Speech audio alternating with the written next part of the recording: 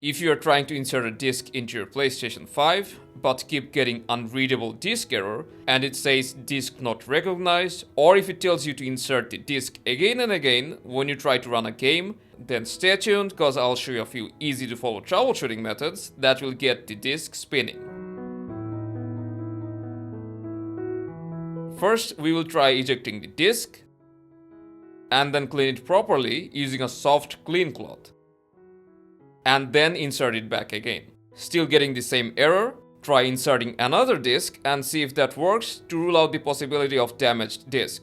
If none of the discs get detected, then make sure that you're inserting it the correct way. Yep, I guarantee you that this happens to everyone at least once. The correct way is to keep the top side of the disc or the labeled side facing left. It won't work the other way, and the console won't recognize it.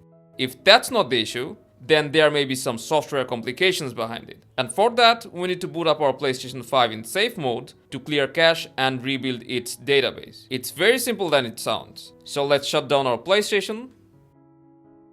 And after it's totally turned off, you need to hold down the power button until you hear the second beep. Now you can see that we have entered safe mode, so you need to connect the controller using the USB cable. And then press the PS button.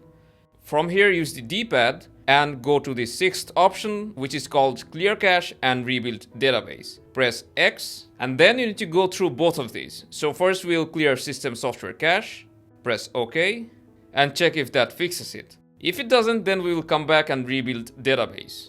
Even after rebuilding database, if your PS5 console still fails to recognize discs, then this may be a hardware issue. In that case, you need to contact PlayStation support and they'll get to you right away. Hope this helped you fix your PlayStation disc issues. Don't forget to leave your feedback and I'll see you around.